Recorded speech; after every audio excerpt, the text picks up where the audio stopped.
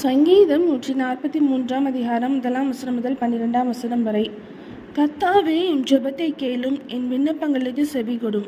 உமது உண்மையின்படியும் உமது நீதியின்படியும் எனக்கு உத்தரவு அருளிச் செய்யும்.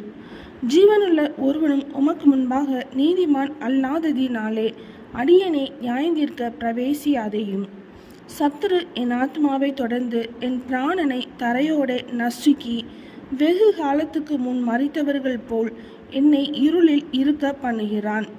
என் ஆவி என்னில் தேங்குகிறது, என் இருதயம் எனக்குள் சோர்ந்து போகிறது. பூர்வ நாட்களை நினைக்கிறேன், உமது செய்கைகளை எல்லாம் தியானிக்கிறேன். உமது கரத்தின் கிரியைகளை யோசிக்கிறேன். என் கைகளை உமக்கு நேராக விரிக்கிறேன். வறண்ட நிலத்தைப் போல் என் ஆத்துமா உம்மேல் தாகமாய் இருக்கிறது. கர்த்தாவே, சீக்கிரமாய் எனக்கு செவி கொடும். என் ஆவி தொய்ந்து போகிறது.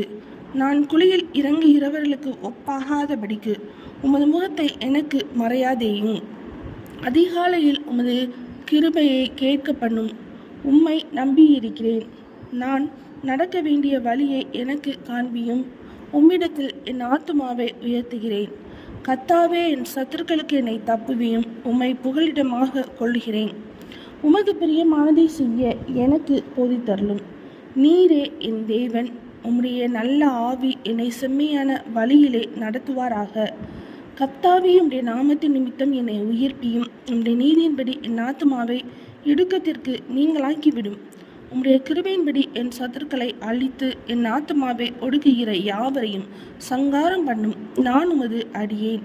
சங்கீதம் 143 அதிகாரம் முடிந்தது.